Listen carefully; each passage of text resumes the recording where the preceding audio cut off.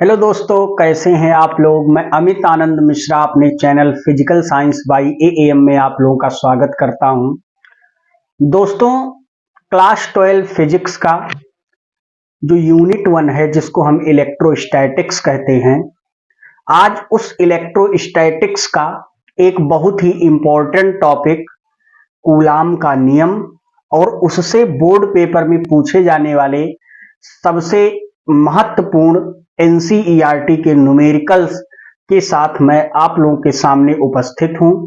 सबसे पहले मैं आपको कूलाम के नियम के बारे में बताऊंगा, उसके बाद बोर्ड पर जो भी न्यूमेरिकल इंपॉर्टेंट है उनको हम लोग सॉल्व करेंगे। तो कूलाम का नियम कहता क्या है, सबसे पहले जानकारी। कूलाम का नियम क्या कहता है? कूलाम का नियम जो है, फ्रैंकलिन ने आवेश के दो प्रकार बताए, जिसमें उन्होंने बताया कि जो आवेश हैं वो दो प्रकार के होते हैं। एक होता है धन आवेश, जिसको हम पॉजिटिव चार्ज कहते हैं, और एक होता है ऋण आवेश, जिसको हम निगेटिव चार्ज कहते हैं। तो जब आवेशों के दो प्रकार को बताए फ्रैंकलिन ने, तो लेकिन फ्रैंकलिन ने कहा कि जो आवेश हैं अगर वो समान प्रकृति के हैं तो समान प्रकृति के आवेशों में प्रतिकर्षण बल का गुण पाया जाता है। ऐसा देखा गया कि जब कांच की दो एक समान रूप से आवेशित क्षणों को एक दूसरे के समीप लाया गया तो उसमें वह क्षणें एक दूसरे को धक्का दे रही थी, विपरीत बल लगा रही थी। इससे निष्कर्ष क्या निकाला गया कि जो समान प्रवृत्ति के आवेश हैं वो एक दूसरे पर प्रतिकर्षण बल आरोपित करते हैं। आवेश एक अदिश राशि है जो चुंबकीय तथा वैद्युत प्रभावों को, आवेश जिस प्रकार का होगा वो वैद्युत और चुंबकीय प्रभावों को प्रदर्शित करेगा। ये आवेश का गुणधर्म है। और एक प्रकार से आवेश किसी भी पदार्थ का गुणधर्म है। जिस पदार्थ पे होगा, जिस प्रकार का पदार्थ होगा, चाहे वो बिंदु आवेश टाइप का आवेश हो, चाहे वो विद्युत धारा के रूप में प्रवाहित होने वाला आवेश हो, नंबर ऑफ इलेक्ट्रॉन्स के रूप में, वो वैद्युत और चुंबकीय प्रभावों को जब दिखाएगा तो उसके जो गुणधर्म है उसके आधार पर बताया गया कि जो समान प्रकृति के आवेश हैं वह एक दूसरे पर प्रतिकर्षण बल आरोपित करते हैं, तथा विपरीत प्रकृति के जो आवेश हैं, एक एबोनाइट की क्षण, एबोनाइट एक पदार्थ है, एबोनाइट की एक क्षण और कांच की जब क्षण को, जो जिनके पास कांच की क्षण के पास धन आवेश होता है उसके ऊपर और एबोनाइट की क्षण के ऊपर ऋण आवेश होता है, जब इन क्षणों को एक दूसरे के पास लाया गया तो ऐसा निष्कर्ष देखने को मिला कि ये दोनों क्षणें एक दूसरे के समीप आ रही थी। अर्थात आवेशों में आकर्षण बल का भी कुछ गुण देखा गया, पाया जाता है। तो इस गुणधर्म को बताया गया। फ्रैंकलिन ने इसके दो प्रकार बताए कि वो धन आवेश हैं, ऋण आवेश हैं।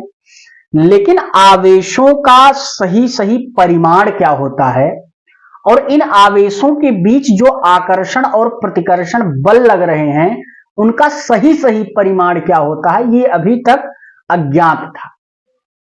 बाद में इन आवेशों के बीच का परिमाण कई वैज्ञानिकों ने निकालने का प्रयास किया, लेकिन फ्रैंकलिन ने इसको सही सही निकाल के बता दिया कि आवेशों का जो परिमाण है वो इतना होता है, चाहे वो समान प्रकृति के हों चाहे वो विपरीत प्रकृति के हों, उनके बीच इतना परिमाण होगा, इतना बल कार्य करेगा।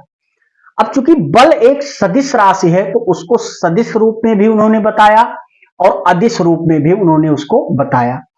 तो आवेश के लिए कहा कि अगर कोई चार्ज है, जैसे ये Q1 चार्ज है और इससे कुछ r डिस्टेंस पे ये Q2 चार्ज है और इनके बीच की अगर एक कुछ दूरी ले लें, स्मॉल r दूरी पर है, तो जो इन चार्जों के बीच जैसा बताया गया था कि आकर्षण, अब देखिए समान प्रकृति के चार्ज हैं तो इनके बीच में प्रतिकर्षण बल ही कार्यरत होगा।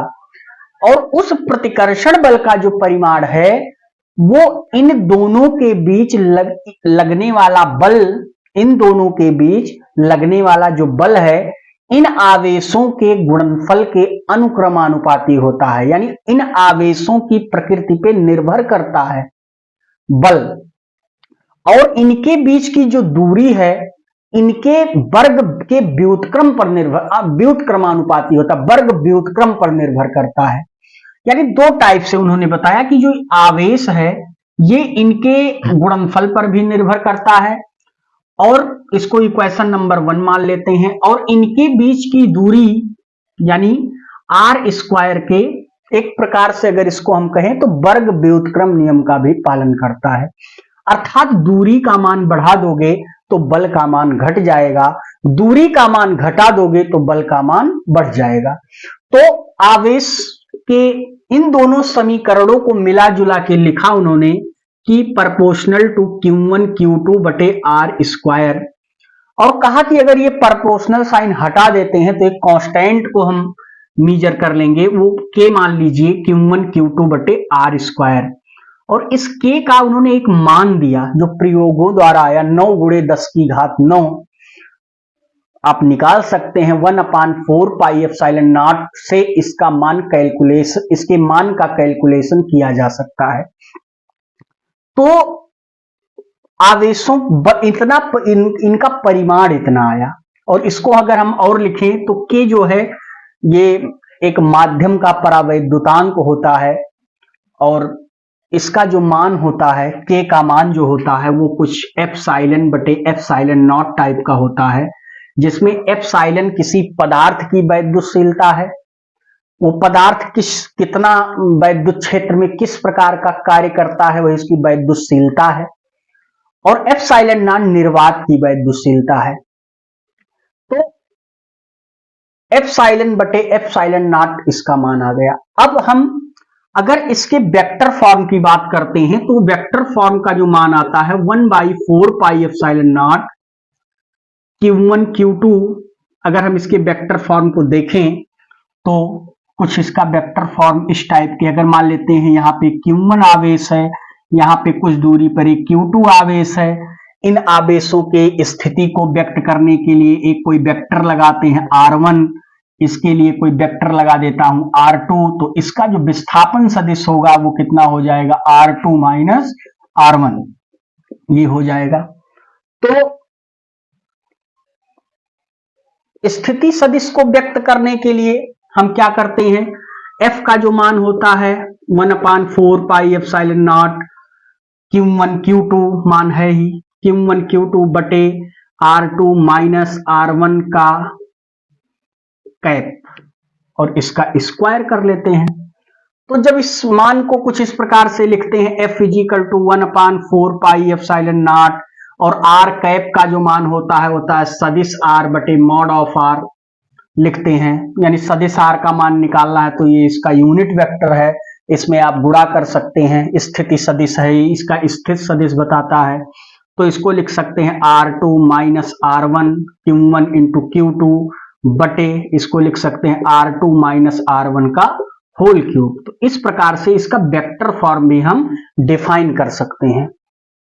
लेकिन बच्चों कूलाम के नियम में थोड़ी सी गड़बड़ी अभी भी पाई गई। कूलाम का नियम सभी प्रकार के, ये केवल बिंदु आवेशों के लिए सत्य है, लेकिन मैं आपको कूलाम के नियम के बारे में थोड़ा सा अगर बताऊं कि कूलाम का नियम किन चीजों की व्याख्या नहीं कर पाता है, थोड़े समय में इसको भी हम समझ लेते हैं कि कूलाम का जो आपका नियम है वो किन चीजों की व्याख्या सही नहीं कर पाता है। तो आप देखिए, जो कूलाम का आपका नियम है, जैसे मान लेते हैं कि दो बिंदु आवेश Q1 और Q2 एक लाइट ईयर दूर है, इनके बीच की दूरी कितनी है, 1 प्रकाश वर्ष दूर है। कोई प्रकाश वर्ष बड़ी दूरी है, प्रकाश द्वारा 1 वर्ष में चली गई दूरी को हम लाइट ईयर कहते हैं, और इनके बीच की ये दूरी R इस प्रकाश वर्ष की 1 लाइट ईयर को हम आर मेजर करते हैं, लेट कर लेते हैं, कंसीडर कर लेते हैं, और एक कोई डेट देते हैं आपको। जैसे मान लीजिए आज 11 अक्टूबर 2025 को इस व्यवस्था में थोड़ी सी डिस्टरबेंस की गई। अगर ये व्यवस्था ऐसे हो तब बल का मान कितना होगा? ये आवेश इस आवेश पर जो बल लगाएगा वो होगा 1/4 pi epsilon not Q1 Q2 बटे आर स्क्वायर। और ये भी आवेश इस पर बल लगाएगा, क्योंकि आपको पता है कि आवेशों में ये क्रिया प्रतिक्रिया के नियम का भी पालन करते हैं और इनका परिमाण भी समान होता है। तो क्योंकि ये समान परिमाण के हैं तो F = 1/4 पाई एप्सिलॉन नॉट, ये केंद्रीय बल के सेंट्रल फोर्स के भी एग्जाम्पल्स हैं। और Q1 Q2 by are square यानी F1 और F2 का मान इतना रहा होगा अगर आप कोई सॉल्यूशन कर रहे हैं। लेकिन जो ये क्वेश्चन आपके बोर्ड पे लिखा गया है वो क्वेश्चन कूलाम के नियम की सत्यता पर थोड़ा सा कंफ्यूजन डालता है, और उस कंफ्यूजन को दूर करने के लिए सिद्धांत को समझना अत्यंत आवश्यक है। इसलिए मैं पहले आपको सिद्धांत बताता हूं, कूलाम का नियम कहां थोड़ा थोड़ा गड़बड़ी इसमें क्या है, तब इसके बाद इस न्यूमेरिकल को सॉल्व करेंगे जो NCERT का न्यूमेरिकल है। तो अगर इस डेट को 11 अक्टूबर 2025 को इस व्यवस्था में थोड़ी सी गड़बड़ी की गई, आपको पता है कि R का मान घटाओगे थोड़ा सा भी या बढ़ाओगे, वो सूचना बल के पास तुरंत पहुंच जाएगी, पहुंचनी चाहिए, क्योंकि दूरी का मान घटाने पर बल का मान बढ़ेगा, दूरी का मान बढ़ाने पर बल का मान घटेगा। तो ये सूचना तुरंत इस फोर्स के पास पहुंच जानी चाहिए कि दूरी का मान घटा या बढ़ा दिया गया है। और इस व्यवस्था में थोड़ी सी गड़बड़ी कर रहा हूं, इस आवेश को यहां से खिसका दिया, इसी डेट को, इस आवेश को डेल्टा आर खिसका दिया, मान लेते हैं इस आवेश को डेल्टा आर खिसका दिया। तो जब इस आवेश को मैंने डेल्टा आर इधर ले आए तो अब जो दूरी बचेगी वो क्या हो जाएगी? आर माइनस डेल्टा आर, नई दूरी जो डिस्टेंस होगी वो इतनी हो जाएगी, क्योंकि इस आवेश को हम यहां से यहां ले आए। तो अब बल कितना कार्य करेगा? अब जो बल कार्य करेगा वो 1/4 pi epsilon not Q1 Q2 बटे आर माइनस डेल्टा आर का होल स्क्वायर, ये बल कार्य करना चाहिए।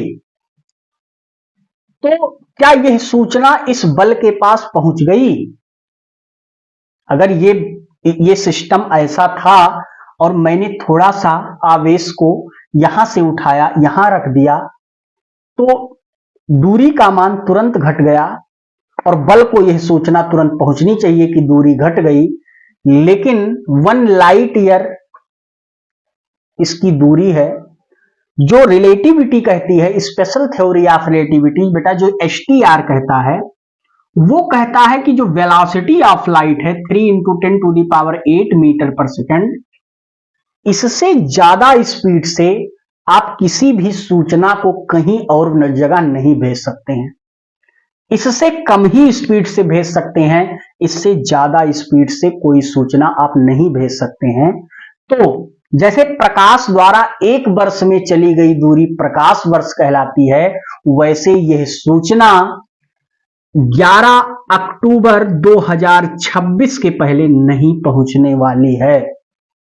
यह सूचना 11 अक्टूबर 2026 के पहले नहीं पहुंचेगी। तब तक बल क्या कार्य करेगा? तब तक जो बल कार्य कर रहा था, ये वाला बल, इसी बल का फार्मूलेशन कार्य करता रहेगा। यानी आप इससे इसकी रेडियस को कैलकुलेट कर सकते हैं, लेकिन अगर बल का सही परिमाण यानी बल का मान घट गया, भाई बल का मान बढ़ गया, दूरी का मान घट गया, ये अगर दूरी इतनी हुई तो F माइनस डेल्टा आर बल भी हो जाना, डेल्टा F हो जाना चाहिए। लेकिन तब तक वही कूलाम का नियम जो आपका है, वही सिद्धांत कार्य करता रहेगा ये इस प्रकार से कूलाम के नियम का एक दोष है। कूलाम का नियम इस सूचना को सही सही यानी इस जो है मैथमेटिकल फॉर्मेशन को सही सही स्पष्ट रूप से व्यक्त नहीं कर पाता। लेकिन हम पढ़ रहे हैं क्योंकि बिंदु आवेश के लिए, छोटी दूरियों के लिए कूलाम का नियम सत्य है और कूलाम का नियम स्पष्ट इन चीजों की व्याख्या कर देता है। अब ये सिद्धांत मैंने कॉन्सेप्ट आपको समझा दिया, कूलाम का नियम क्या है, आवेश क्या है। थोड़ा सा मैं आवेश के बारे में बता दूं क्योंकि बोर्ड पेपर में ये भी पूछ लेता है। मैं एक एक कॉन्सेप्ट को लेकर उस पर न्यूमेरिकल लेकर ऐसे चलूंगा यूनिट 1 का। थोड़ा सा मैं आपको आवेश के बारे में ही बता देता हूं।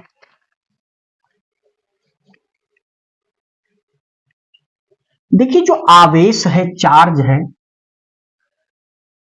आवेश जिसको कहते हैं, ये स्थिर अवस्था में अगर पढ़ रहे हैं, इस आवेश को अगर आप स्थिर अवस्था में पढ़ रहे हैं, स्थिर अवस्था में मतलब जिस पदार्थ के ऊपर ये चार्ज है, जैसे मैं इस मार्कर को अपने फिंगर से ऐसे कर पा रहा हूं या पकड़ पा रहा हूं, तो मेरे जो ये मेरे फिंगर का जो सरफेस है, इसके ऊपर जो इलेक्ट्रॉन या प्रोटॉन्स हैं और इस मार्कर के ऊपर जो इलेक्ट्रॉन्स व प्रोटॉन्स है, वो दोनों एक दूसरे पर आकर्षण बल का बल लगा रहे हैं, इसलिए मैं इसको पकड़ पा रहा हूं। तो आवेश चाहे जितना भी सूक्ष्म होगा, उसका अपना कुछ ना कुछ मास जरूर होगा और वो कुछ ना कुछ स्थान भी जरूर घेरता होगा। तो उसे पदार्थ की श्रेणी में हम कह सकते हैं कि वो एक प्रकार का आवेश, बिंदु आवेश जिस मटेरियल पे होगा, जिस पदार्थ पे होगा, उसका अपना कुछ ना कुछ द्रव्यमान होगा और वो कुछ ना कुछ स्थान भी घेरता होगा। तो ये द्रव्य का पदार्थ के जैसा ही है, बस ये दो चीजों को अच्छे से दिखाता है। और इसको मैग्नेटिक फील्ड में ओस्टर्ड ने भी बताया है और इलेक्ट्रिसिटी में भी हम आवेशों का अध्ययन करते हैं और इलेक्ट्रोस्टैटिक्स में भी हम चार्ज का अध्ययन करते हैं। बशर्ते इलेक्ट्रोस्टैटिक्स में हम जिस चार्ज का अध्ययन करते हैं वो होता है स्थिर अवस्था में, इसको इंग्लिश में हम कहते हैं पॉइंट चार्ज। और इलेक्ट्रिसिटी में जो जिसका हम अध्ययन करते हैं, इलेक्ट्रिसिटी में जिसका हम अध्ययन करते हैं, विद्युत धारा में, वो आवेश फ्लो होता है, यानी आवेश चलता है। आवेश क्या है? एक स्थान से दूसरे स्थान तक स्थानांतरित होता है, चलता है इलेक्ट्रॉनों के रूप में।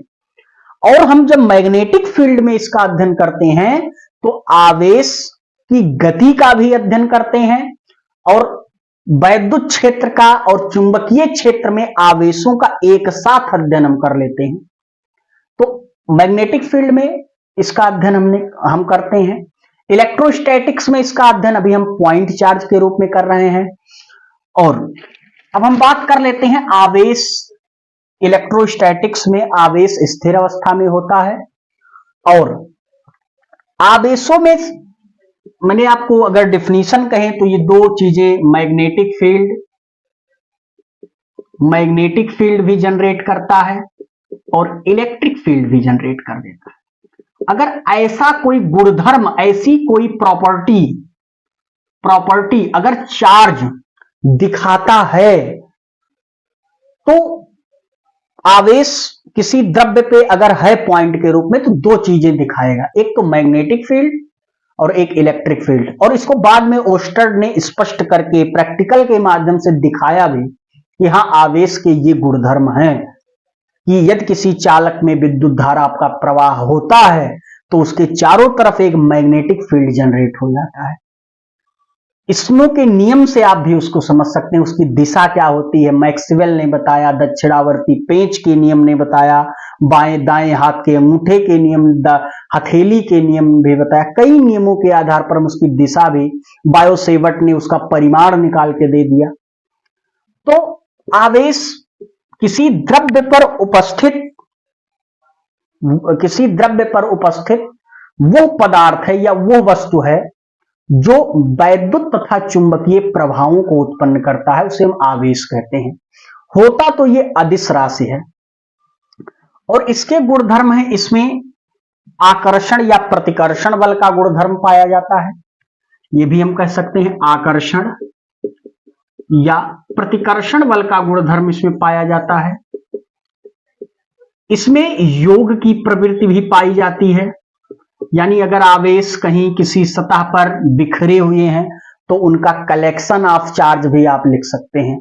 योग भी Q बराबर Q1 plus Q2 plus Q3 plus dot dot dot, ऐसे आवेश का योग भी आप समेशन ऑफ सीरीज में भी लिख सकते हैं। आवेश में विद्युत प्रेरण का गुण पाया जाता है। सबसे इंपॉर्टेंट ये है विद्युत प्रेरण। विद्युत प्रेरण का गुण ये होता है कि जैसे किसी आवेशित वस्तु के समीप कोई उदासीन वस्तु लाते हैं, तो उदासीन का मतलब है जिस पर नंबर ऑफ इलेक्ट्रॉन्स और नंबर ऑफ प्रोटॉन एक समान हो, यानी टोटल जो उस पर चार्ज है वो 0 हो। और जब किसी आवेशित वस्तु के समीप लाते हैं तो हम देखते हैं कि जो समान प्रवृत्ति वाले आवेश हैं वो एक सिरे पर, तथा जो विपरीत प्रवृत्ति वाले आवेश हैं वो दूसरे सिरे पर चले जाते हैं। इसी गुणधर्म को विद्युत प्रेरण का गुण कहा जाता है। आवेशों में विद्युत प्रेरण का गुण भी पाया जाता है।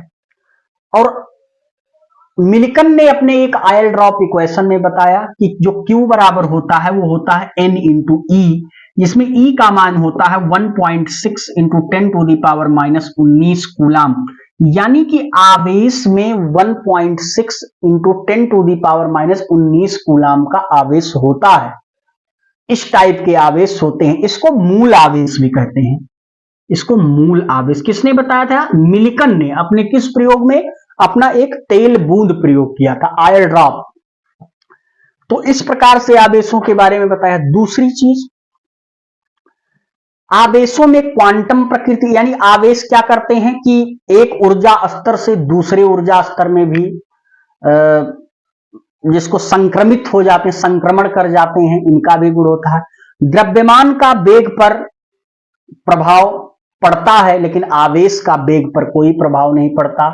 आपने एक इक्वेशन पढ़ा होगा, mv बराबर m0 बटे √1 minus v square by c square, जिसको अनिश्चितता का से आइंस्टाइन का अनिश्चितता का सिद्धांत भी कहा जाता है कि द्रव्यमान का वेग पर प्रभाव पड़ेगा लेकिन आवेश का वेग पर कोई प्रभाव नहीं पड़ता।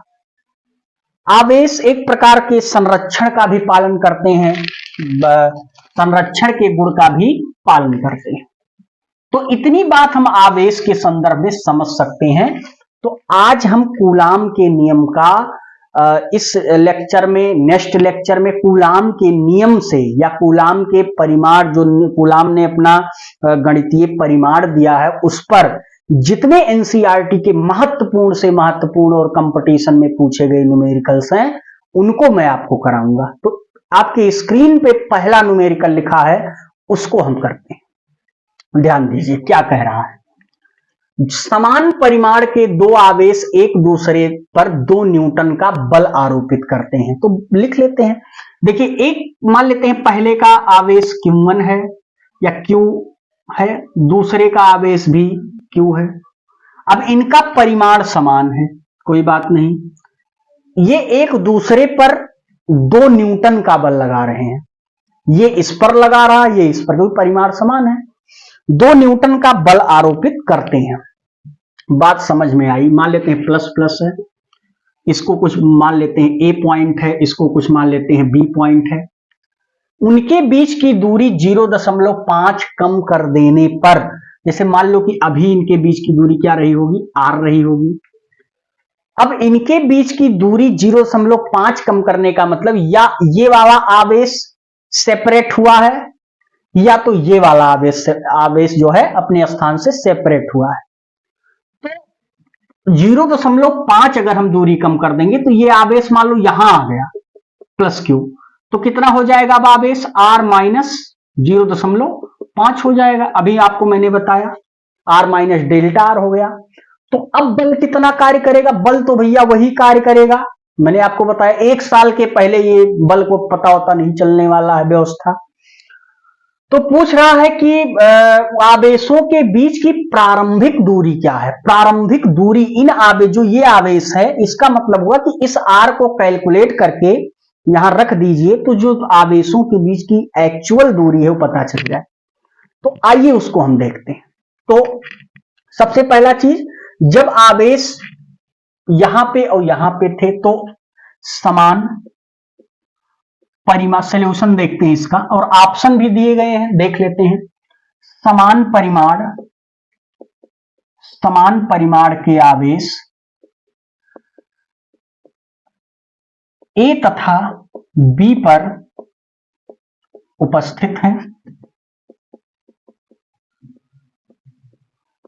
तो बल की बात कर लेते हैं कि इनके बीच में कितना बल होगा। तो F1 बराबर हो जाएगा 1/4 pi epsilon not Q square, क्योंकि Q1 Q2 की जगह पर Q है तो Q स्क्वायर हो जाएगा। पहली दूरी क्या है, R स्क्वायर, और पहले के द्वारा दूसरे पर बल समान 2 न्यूटन लग रहा है तो F का मान 2 रख लेते हैं, 1/4 pi epsilon not Q square बटे R स्क्वायर। कुछ इसको इक्वेशन मान लेते हैं, इक्वेशन नंबर 1।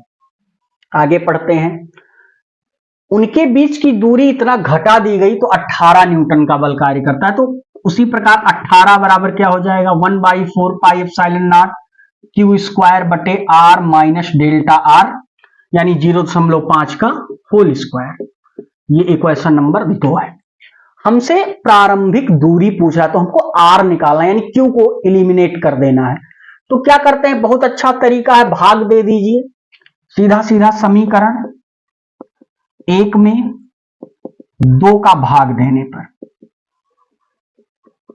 भाग दे देते हैं तो क्या आएगा, आपका आ जाएगा 2/18 बराबर 1/4 pi epsilon not Q square बटे R square by 1/4 pi epsilon not Q square बटे R माइनस 0.5 का होल स्क्वायर हो जाएगा। तो ये 9 दूनी 18 हो जाएगा, और ये सब आपका ये इससे कट जाएगा, Q इससे कट जाएगा, तो आएगा क्या, ये ऊपर चला जाएगा 1/9 इजिकल टू R माइनस 0.5 का होल स्क्वायर हो जाएगा, और नीचे कितना हो जाएगा, R स्क्वायर हो जाएगा।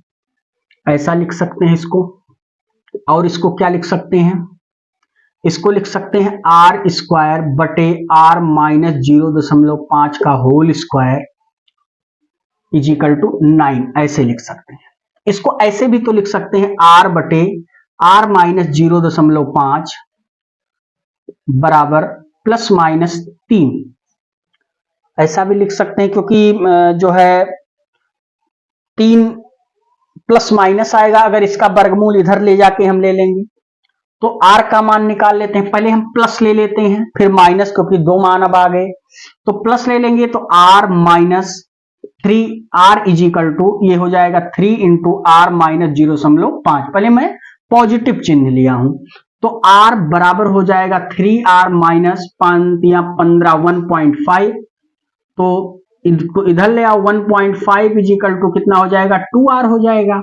तो R बराबर कितना हो जाएगा, 7 दूनी 14 और 5 दूनी 10, यानी R बराबर 0.75 मीटर। देखिए उत्तर तो B मिल गया, लेकिन सही क्या है भैया, माइनस वाला भी लेके देख लेते हैं, हो सकता है वो भी मिल जाए, तो क्या हम मानेंगे। अब देखिए माइनस वाला अगर हम चिन्ह लेते हैं तो ऐसे कंपटीशन में सवाल आते हैं जिसमें एक से अधिक उत्तर सही हो सकते हैं, चेक करके देखिए। माइनस वाला लेंगे तो R बराबर -3 इंटू R माइनस 0.5, तो क्या आ जाएगा, R is equal to -3R minus 1.5, तो ये कितना हो जाएगा 4, ये आपका आ जाएगा, ये पॉजिटिव हो जाएगा यहां, तो ये हो जाएगा 4R इजिकल टू 1.5। तो 4R इजिकल टू 1.5 आ गया, तो R इजिकल टू कितना आ जाएगा 1.5/4, तो कितना हो जाएगा, इसको अगर हम सॉल्व करें तो कितना आ जाएगा 0.4 3 12 और 12 और 3 15, यानी 7 चौक 28 और 5 दूनी 10, 0.375 मीटर, यानी R का 2 मान आ गया। अब चलिए बात देखिए, ये भी कहीं आ रहा है उत्तर में, देखिए ये देखिए ये तो कमाल हो गया, पहला भी सही दूसरा भी सही। अब किसको सही मानेंगे आप? तो इसमें ध्यान दीजिए, ये भी सही ये भी सही, तो सही एक्चुअल कौन है? आप ध्यान दीजिए कि आवेशों के बीच की जो दूरी है वो 0.5 मीटर कम की गई है। आवेशों के बीच की दूरी 0.5 मीटर कम की गई है।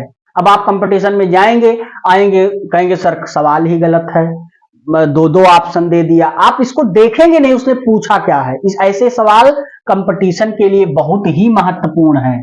आवेशों के बीच की दूरी 0.5 मीटर कम की गई है, तो जो आर का मान आएगा वो 0.5 से ज्यादा आना चाहिए। और आप देख रहे होंगे 0.375 0.5 से क्या है, कम है, ज्यादा नहीं है। तो ज्यादा कौन है? 0.75, इसलिए 0.75 को वरीयता दी जाएगी और इसका ऑप्शन जो सही होगा 0.75 ही सही होगा। तो इस चीज का आप विशेष ध्यान रखेंगे।